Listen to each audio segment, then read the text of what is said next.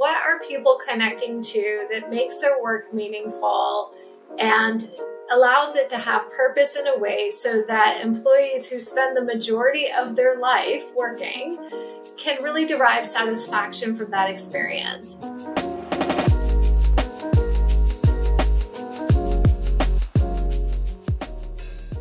In today's episode, I speak with Dr. Tessa Misiaszek on happiness at work. She's got a podcast about that.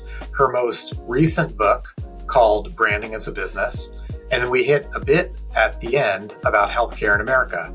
In our first segment, we have a weekly check-in with Editor-in-Chief Marty Beckerman. We talk about the interesting origin story of the slinky, whether or not taller men are paid more, and could it be true that Napoleon was actually above average in height? Just a show note, if you like the discussion on branding, and we hit on Nike a little bit, I'd like to call your attention to episode 13. Sometime last year, we talked to former Nike CMO Greg Hoffman about brand identity and emotion by design. Thanks as always.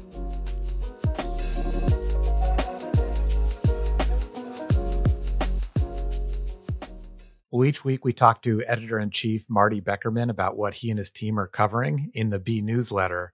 Marty, how you doing? I'm doing great, John. How are you? Good.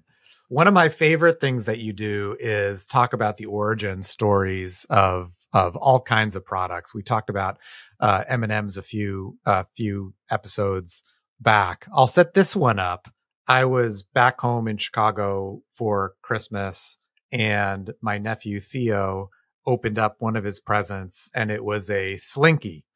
And that was crazy because I got a slinky, and I think my dad got a slinky when he was a kid. So it's still chugging after all these years. You covered that in the newsletter. How did it all start? So the slinky was originally developed for the Navy for warships in 1943.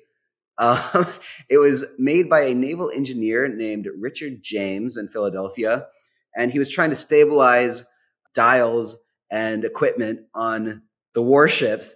And one of them, he noticed, fell off his desk and kept going. And immediately it struck him that this would be a great thing to sell to children. No word on whether it actually ever went into the ships, but he sold $100 million in the first couple of years of slinkies. That is not adjusted for inflation. Adjusted for inflation, that's $1 billion in the first couple of years of slinky hoods. So that wound up being a great investment for him. And we won World War II, maybe with the help of slinkies. Who knows? That's great. That's truly a win-win for him and for us, for all of us. Really cool story. Life was simpler back then. Wow. The other thing you're covering is sort of, at least your premise is based on the movie Napoleon. Talk about that, Marty. Sure. Well, we always try to draw business lessons from hit movies and TV shows for our segment Hollywood B School. So we're talking about the new movie Napoleon with Joaquin Phoenix. Interestingly, Napoleon was not as short as his image implies. Part of this was British propaganda to make him sound more diminutive. And part of it is that the French inch was shorter than the British inch. So Joaquin Phoenix is not depicted as a short guy in the movie. Now, what is the business lesson there? The business lesson is that being seen as short actually will hurt you. And I can say this as a guy who's 5'6" on a good day, 5'5.5" on a bad day. Is that French or British, by the way? We're not in the metric system here, so let's be generous and say French. So over lifetime earnings for every inch of height, a man will make an extra $4,200. Wow. Per year. So that adds up to hundreds of thousands of dollars. It seems like companies for years now have been trying to address every possible bias there is, but the bias against the vertically challenged still stands, no pun intended. We're getting the short end of the stick, again, no pun intended. And I think we really need to incorporate this into our diversity and inclusion efforts. No question. And by the way, in diversity and inclusion efforts. Okay, that pun was intended. That was intended, and it was horrible. Okay. Okay. Well, there's a really interesting story. I'm excited to read about it in the newsletter. Tell me though. So a little bit more about the British propaganda part. So how tall was Napoleon versus how he was depicted? Historians think he was closer to 5'8" to 5'10". Oh wow, which was average, if not slightly tall for his time. Yeah, interesting. And then the British just drew him up in the newspaper as right. It was the cartoonists who made him look super short. And I should add, with these studies that find that short men are have less compensation and are promoted to leadership positions less often. They looked at is that true for women as well? One study found that it is true for short women as well. Another study couldn't find that result. It didn't seem to matter. My guess is because women can wear high heels, whereas guys look kind of goofy in platform shoes. So even though I do get Instagram ads for platform shoes, I should add. So. Is that right? But like hipster, like cool platform shoes, not like so what designer platform shoes. What happens if I'm 7'2" or 7'5"? Am I destined to be a billionaire?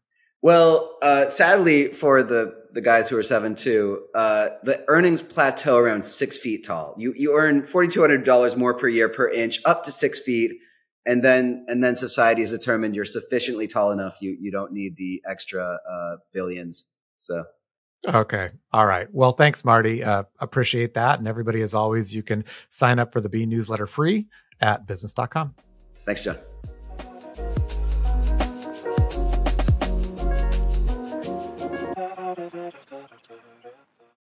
Hi, Tess. How are you? Thanks for joining the podcast today. It's wonderful to be here, John. Thanks for having me.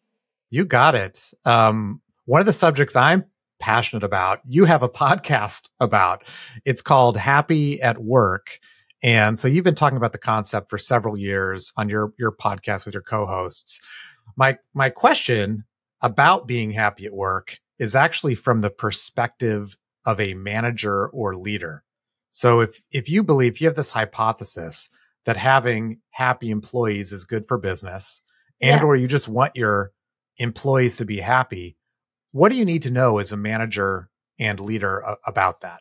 Yeah, I mean, I think that's such a great question. And it's funny because the co-host of the Happy at Work podcast and myself, we've debated, can you really be happy at work? Is that an oxymoron kind of in its statement? But what we think is really important around the concept of happiness at work is really what are people connecting to that makes their work meaningful and it allows it to have purpose in a way so that employees who spend the majority of their life working can really derive satisfaction from that experience. And so a lot of my work over the past, probably 8 to 10 years has really been looking at this intersection between human capital management, employee engagement, talent management, and the marketing space. How do you look at brand? How do you actually think about your brand purpose, your brand values? And then how do you kind of intersect the two, primarily so that when you are a company that has a certain type of brand essence, brand personality, that actually gets operationalized through your people. And so it's always been really interesting for me personally to see certain types of companies that espouse all these wonderful brand values, and you assume it's probably the best place to work because of what it says it cares about or because of its purpose. But oftentimes you go to those places and their employees are miserable. And so from a manager or leadership perspective, I really think it is, when we talk about happiness at work, I think it's really important for owners of companies, leaders, managers to think about how are they actually being authentic in the way that they represent their company, what their company's mission is, what the purpose is, and then really think about how to make that meaningful for their employees. And if employees find that meaningfulness in work, then what we find in the research is that they're going to have a more positive work environment. They're going to be more engaged at work. They'll be more productive at work. And as a result, hopefully they'll be happy at work as well.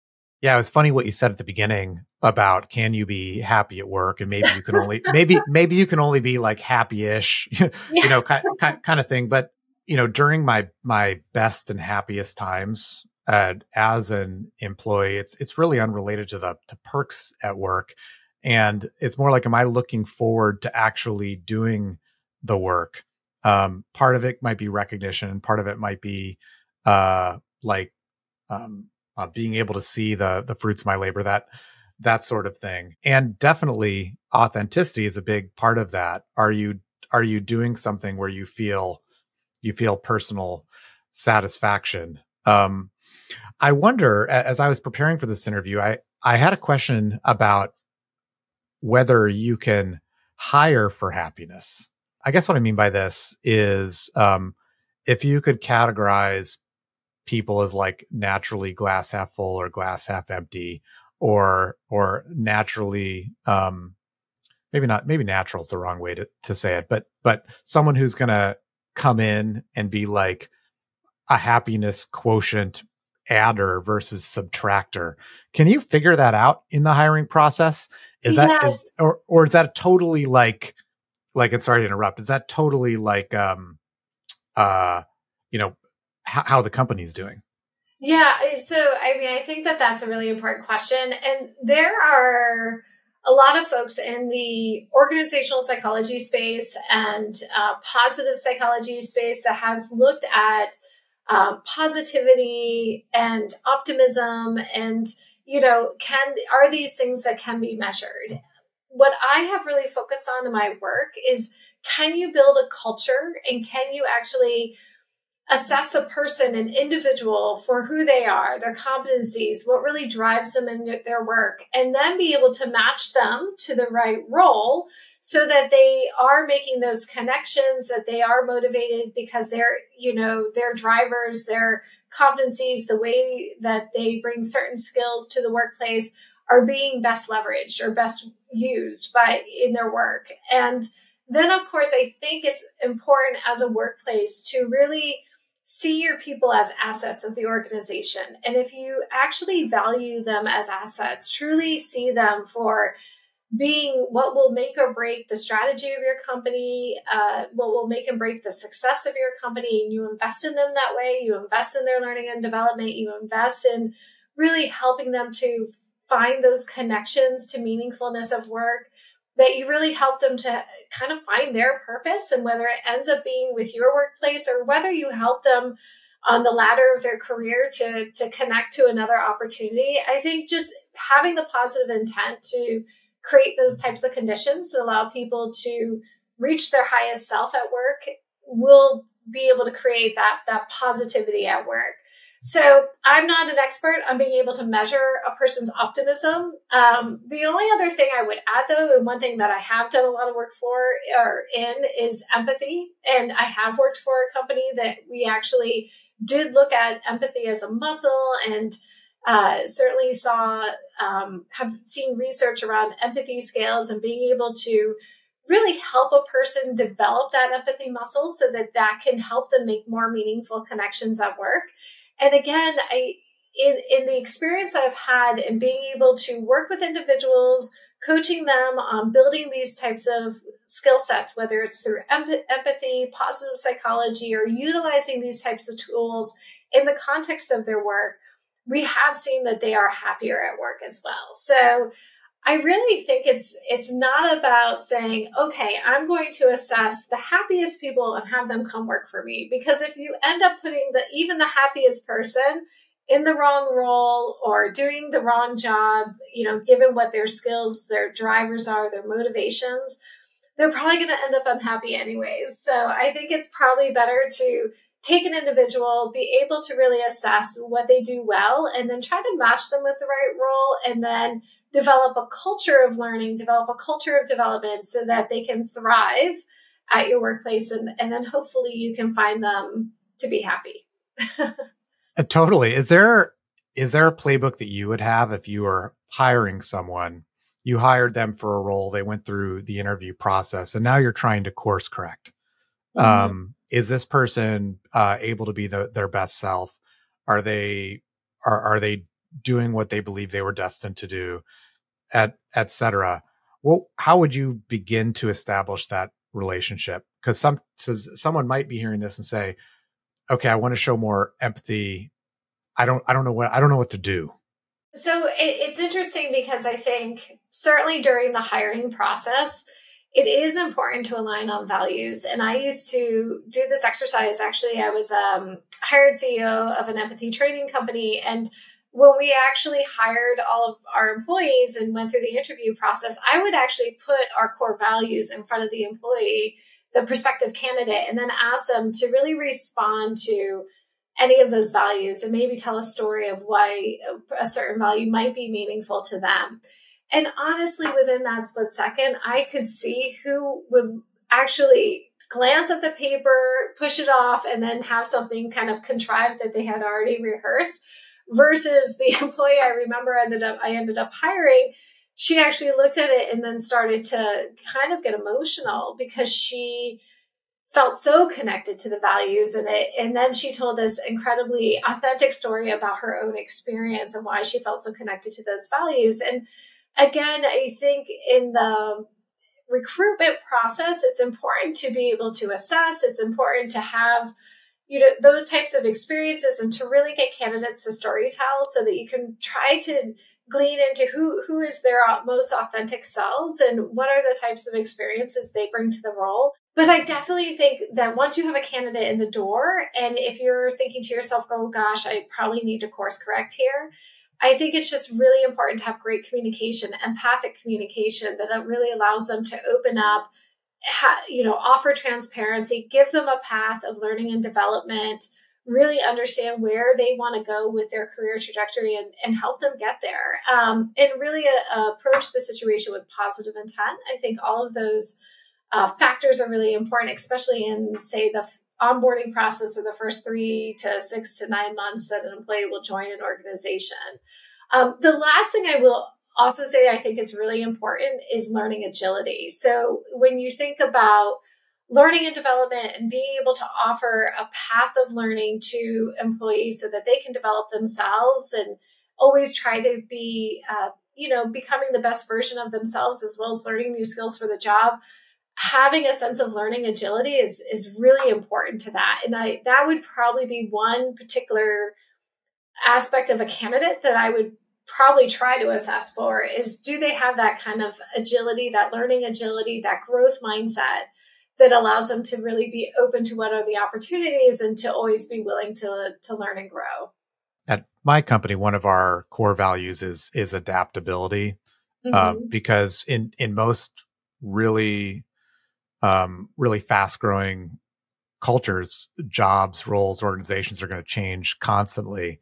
And so whether it's external forces or doing it yourself, I think that's a really important thing. And I would almost recommend any company, maybe adaptability is too sterile of a way of describing it. Can I tell you, we just did research on this, and what we found, we actually do these, so I work with the Korn Ferry Institute, and we do these big research studies with looking at different regions of the world and what are CEOs of the future really thinking about. And our most recent study that came out of the APAC region looked at the fact that change is emergent, that CEOs are planning on change being constant, that there's no more this planned change. I'm going to think out 5 years and then I'll change or pivot my business strategy. That change can happen to a company, to an individual, to a leader at any point in time.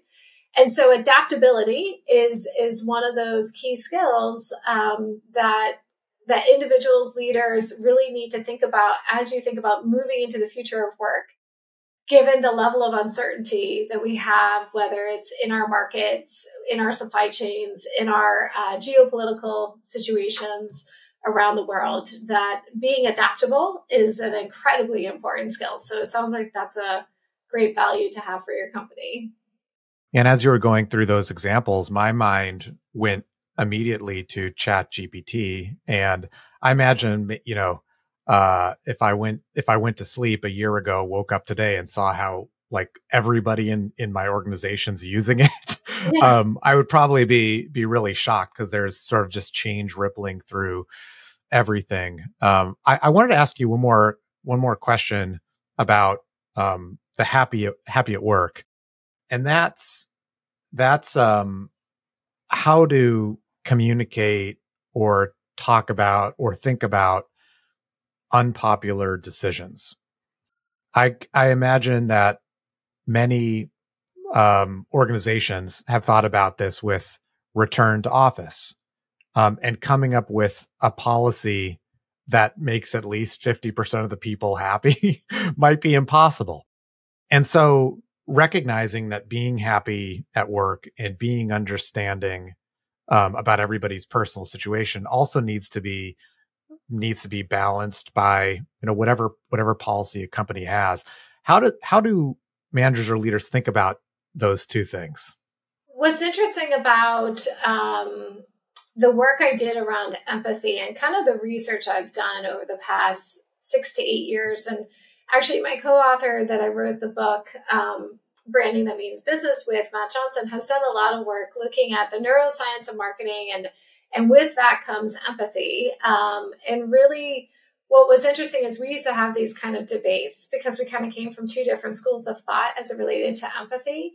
But one thing that we did agree on was that empathy is difficult to scale. So for leaders who are, thinking about their whole organization or their employee workforce, it's difficult. You have to have a sense of self-awareness that being empathic to the many, especially around certain issues like return to office. If a leader or a CEO says, I want everyone to return to office, and a bunch of people throw up their hands and say, no, I'm not going.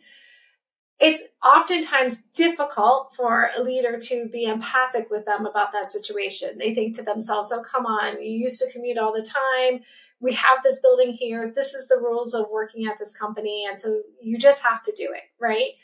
However, if you think about an individual, and if you're the CEO and you hear about the mom who's got the aging parent at home that they're taking care of, as well as some young kids, and they need flexibility in your job, you're probably going to be more empathic to the plight of that individual than you would to the many people who are just throwing up their arms, right?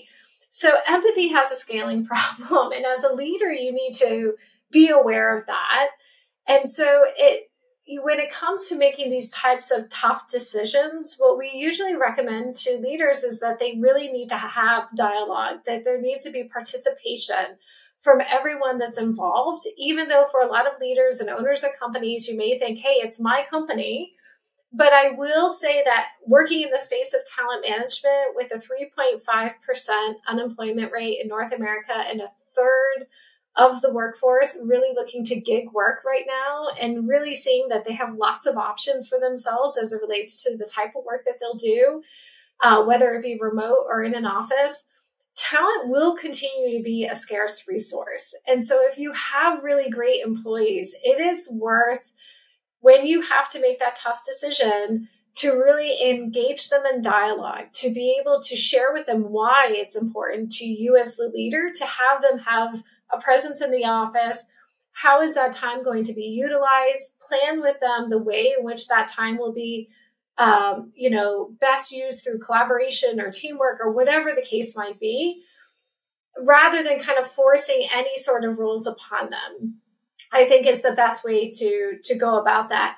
The other piece is to think about, again, that word empathy. It's around empathic communication. And there's a lot of research that actually shows, kind of going back to the medical culture and the healthcare literature, that, doctors, as it relates to things like medical malpractice, used to run away from ever taking ownership over a medical mistake, or, don't talk about it, don't address the issue with the family, just like deal with it in court.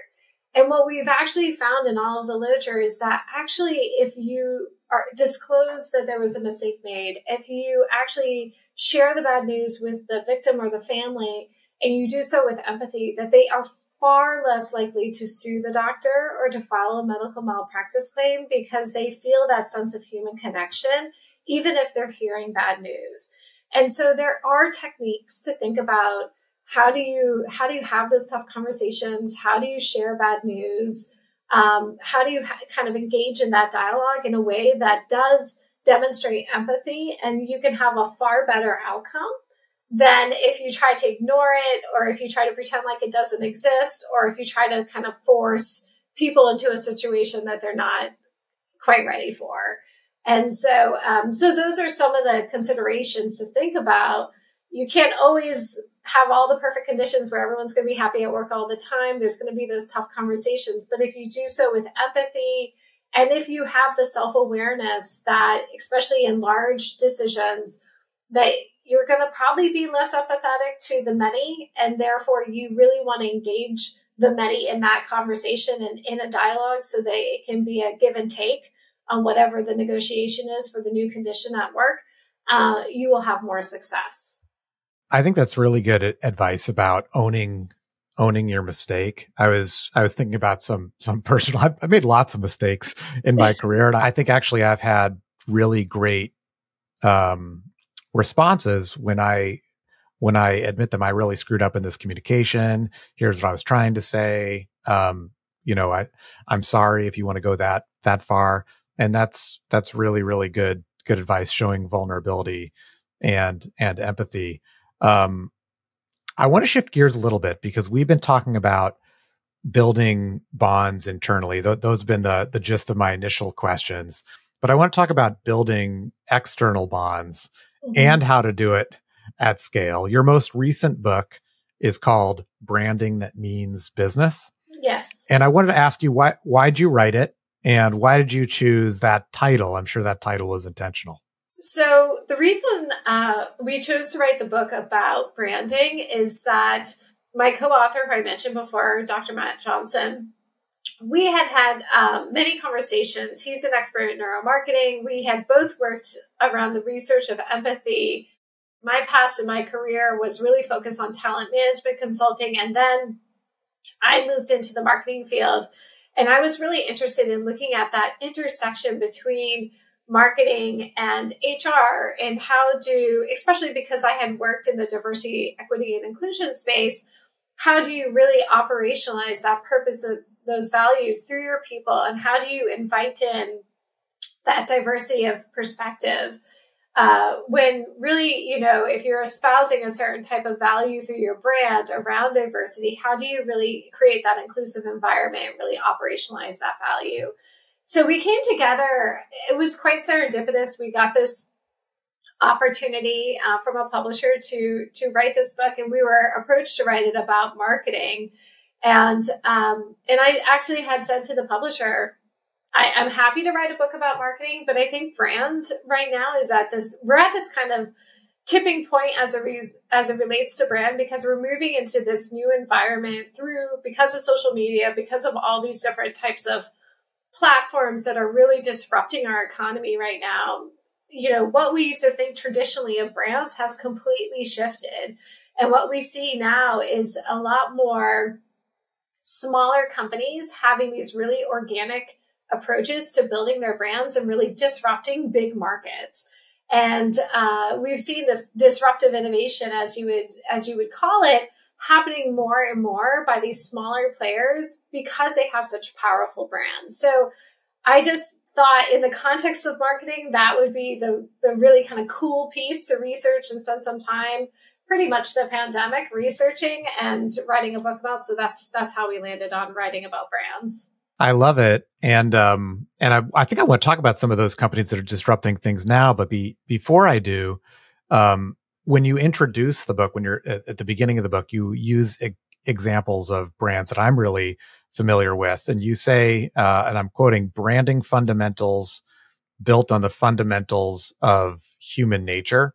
You use Amazon as an example, where I worked previously, talking about efficiency. And Nike, where on a previous episode of this podcast, I interviewed a former CMO, and then my son's obsessed with the brand. So I feel a pretty close connection with both. I wonder, how do you think these massive brand identities are built? Is there a single playbook? Was it organic? Was it the sheer force of nature by Bezos? or was it tireless work and championing by internal folks in the team? I'm sure there's not just one answer, but what would you say is at the top of the playbook? I think what's at the top of the playbook and what you just said that is so key is that your son is obsessed with Nike.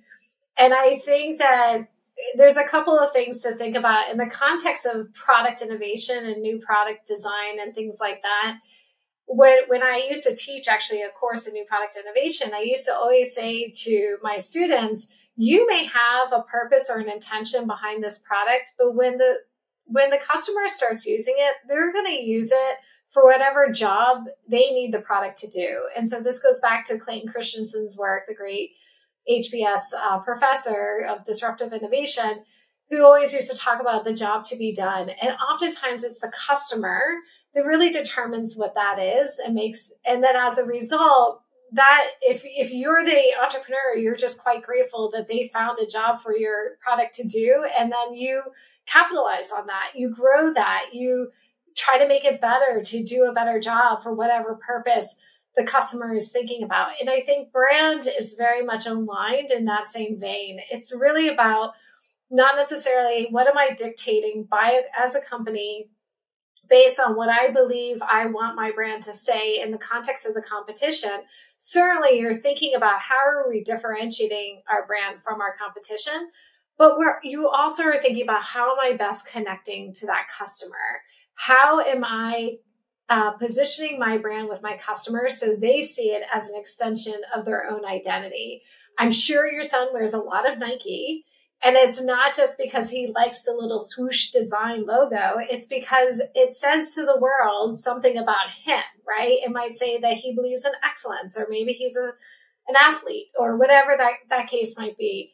The brands that are most powerful are the ones that connect in a way on an emotional kind of subconscious level with their consumer, and where the consumer really adopts it as their own brand identity, their personal brand identity.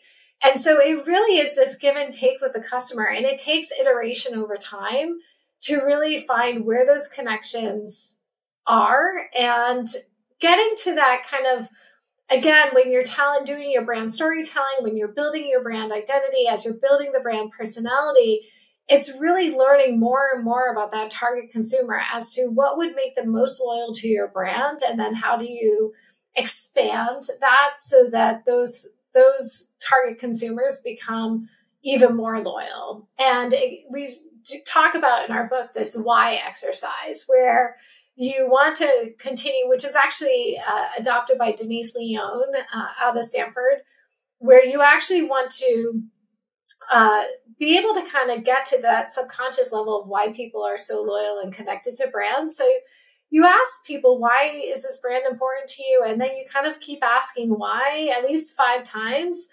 And you always, if you do it correctly, you always get to this really meaningful part that might be connected to family, that might be connected to achievement, that might be connected to accomplishment or security.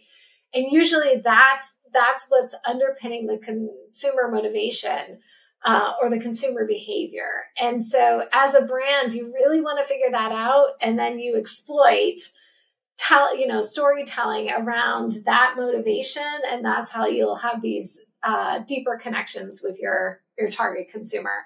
So that was a very long-winded answer to your question, but I don't know if there's necessarily a playbook as much as a process, but again, the process needs to include a partnership with the customer or the target consumer. And it's not necessarily something that can be insular or happen in the silo or the confines of the company, but it really needs to be in partnership with the consumer.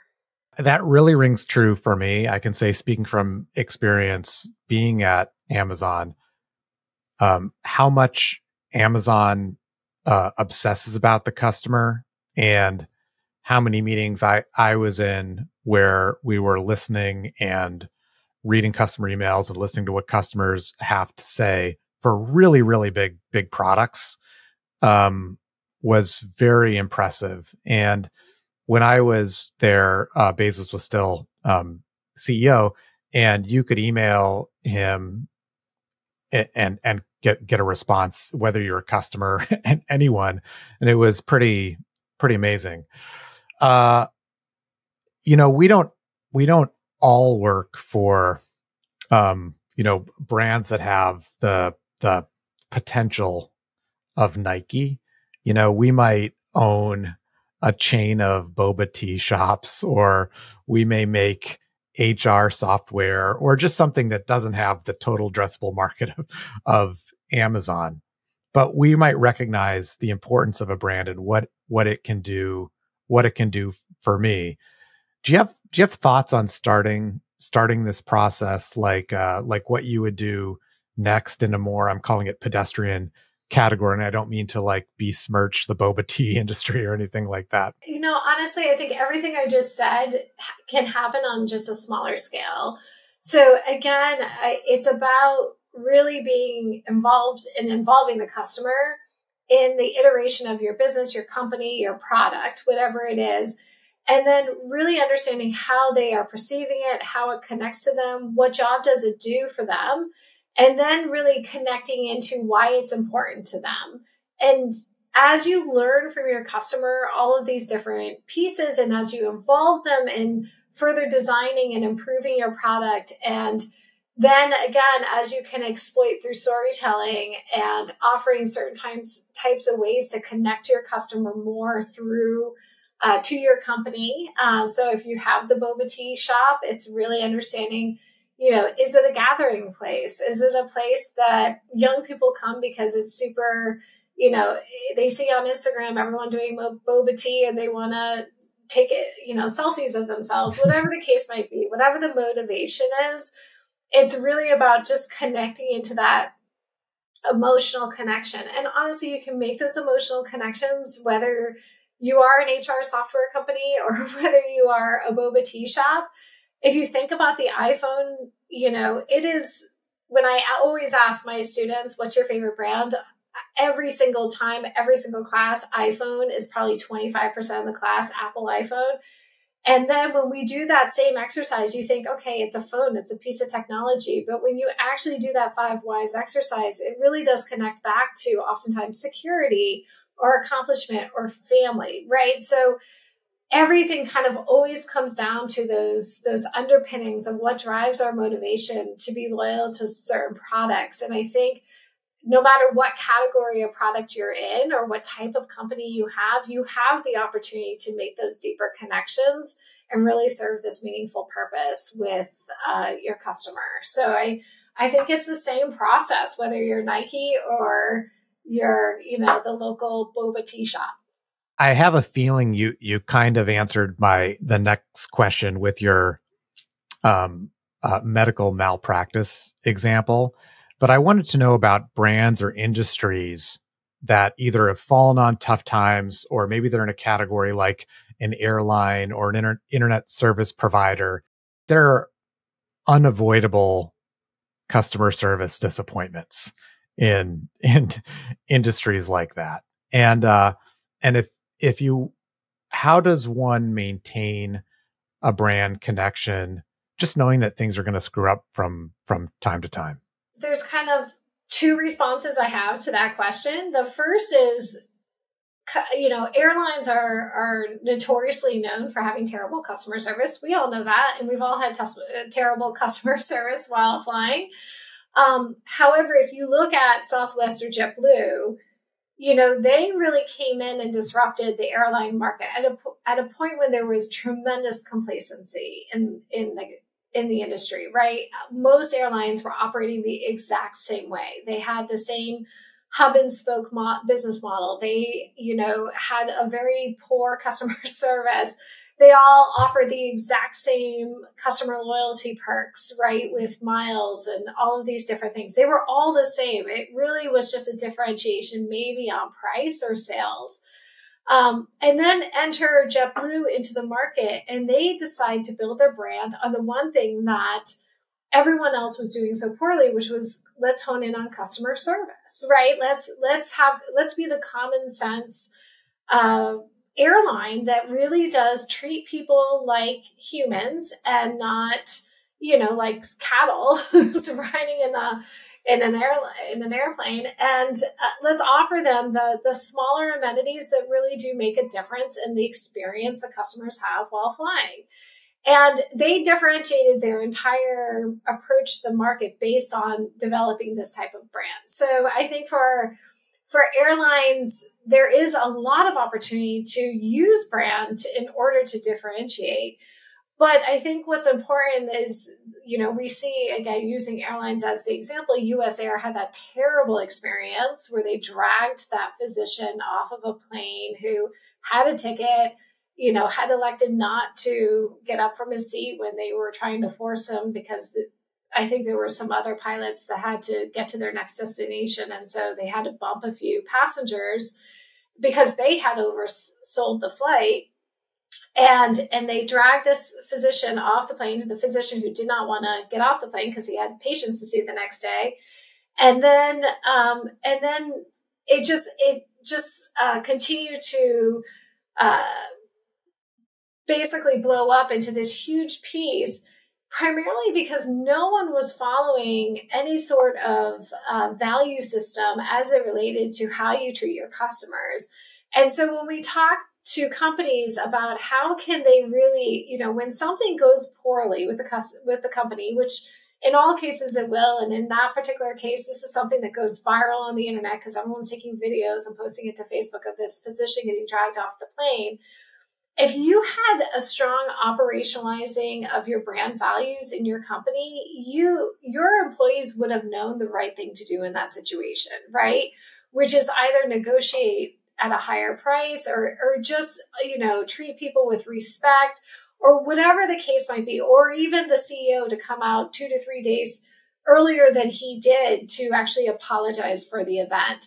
And so again, when you don't have those strong brand values and people are kind of floundering, figuring out what should I do next, then that's when you find companies get into trouble and have these viral events that end up exploding for US Airways. I think not only did their stock go down, but the country of China actually had put a hold on a lot of the US Airways going into their space, their flight space, because that was a Chinese national that they had dragged off the plane. So oh, wow. It had really huge implications. And again, it comes down to, as a company, you want to have really strong brand values, and then you want your employees to know how to operate within those values so that when you're not quite sure what the right process is around business decision-making, at least you can follow the values of the company. You probably will end up in an okay place. Are there any brands that are really impressing you right now? A new brand that's disrupting something that you're looking at and you're just saying, I think just they're really kicking butt? That's such a great question. And, I've been, when I was a professor 2 years ago, I was always up on the hottest brands because I was working with young people and students. So gosh, it's been a while. I think there are some brands that just are really true to who they are. I just recently posted on my LinkedIn around Patagonia. They just, over the holidays, they closed down all of their warehouses and stores in North America to basically give their entire company a break during a really popular time to be open. And that, I think, is, again, that's operationalizing brand values. And while that might have been a loss for them in their retail sales, what they made up in brand recognition and brand equity and people really seeing them as being true and honest to valuing their people as assets of the company is priceless, right? That's what builds brand equity, and that's what builds loyalty to a brand. And that makes everything else you do from a marketing perspective much more effective. So Patagonia is always my go-to on just a stellar brand, but I'm sure there are some really fantastic disruptive brands. I just haven't been in the know for a while because I'm not hanging out with college students. I second that emotion with Patagonia, and something that I was not aware of until over the break was because I'm a loyal customer. I took a bunch of my old jackets and clothes into Patagonia because of a program that they have where stuff that you don't want anymore, you're not wearing anymore, they'll take and they'll donate. Yes. And they'll give you a credit on your next purchase for that. They'll buy it from you. Mm-hmm. And then the other thing is that I was going through some coats that I had. They're like, oh, you don't have to turn this in. We can actually fix that zipper for you right now. They did it on the spot. It took 5 minutes. And instead of actually buying a new coat from Patagonia, which would have given them more revenue, I reused what I had. So I totally agree. They're doing all the right things. To close the pod out, my last question, I actually want to go in a totally different direction. We've talked about healthcare a few times in this podcast with people in the space from a number of different perspectives. You spent a lot of your career tackling and addressing communication between patient and provider. And it doesn't have to be about that, but given all of your experience in the space, what's one thing you'd change about the healthcare system? Everything. But you can wave your magic wand and choose one. Oh gosh, are we in North America or are we in Europe or the UK? We're here. I'm in Seattle. In the US. Yeah. It's interesting. When I got my master's in public health, I'm going to be dating myself now, but it was around 2004. I thought having a universal healthcare system was a hopeless thought. I remember in my last course of my degree program, having a conversation with my professor about it's probably not going to happen in our lifetime. Understanding at the time, I was really focused on looking at inequities of healthcare, the enormous spend of and wasted dollars around the fact that we had so many uninsured in the United States and how that drives up costs of healthcare.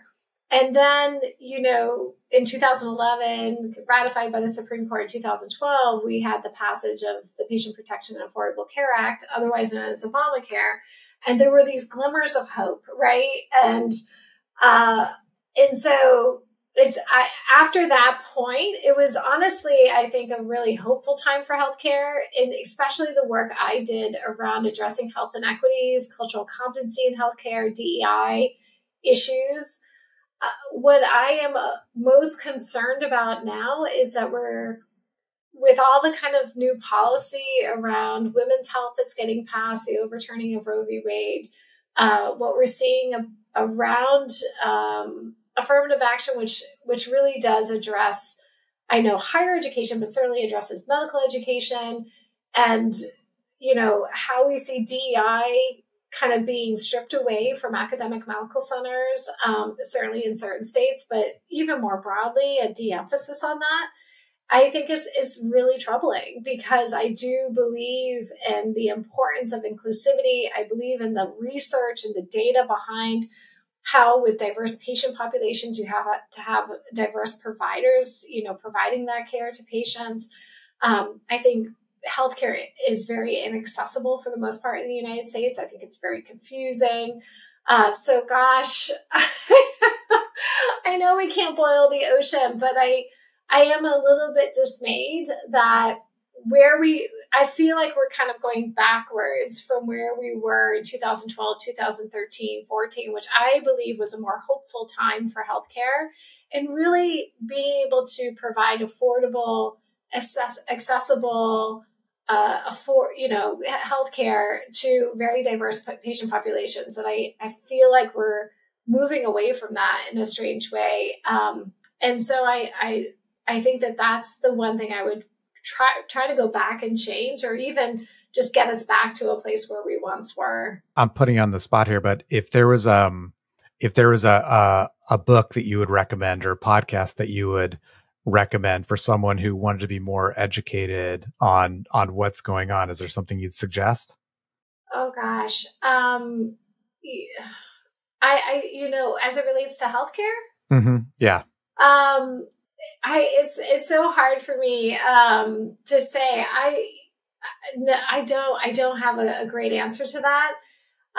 There are good organizations like the AHRQ, or even I think just becoming more educated on the way the CMS, Center for Medicaid and Medicare Service, operates. I think that there's just a basic education that if you're an American, especially if you're of the age of, 50, 55, and you're entering into a time where maybe your parents are on Medicare and you're kind of moving into this space, being really aware of what's actually happening and how systems are changing and policies are being implemented and being an active voice in that, I think is incredibly important. But totally. I agree with that. I mean, being educated on the issues for voting, understanding what the options are, what you actually get with Medicare, Medicaid, all those things are super important and essential, I think, for all Americans. I mean, absolutely. And I think that, again, you just said it, not to turn this podcast, and you can feel free to edit this. But I think, again, we vote on issues as it relates to healthcare, and we don't really fully understand the implications. And I think that's what we're seeing with Roe v. Wade, is that people saw it as a pro-choice versus pro-life abortion issue, but the ripple effect on women's health more generally and maternal health care and other types of health care is just enormous. And I think we're seeing the implications for these types of policies to be enacted and voted on in a way that's very simplistic, that has really complex consequences. So get educated before you vote, I guess, is the last thing I would say. I think that's great advice. Tess, thanks so much for being with me today on the pod. Oh, thanks for having me, John. It was a pleasure.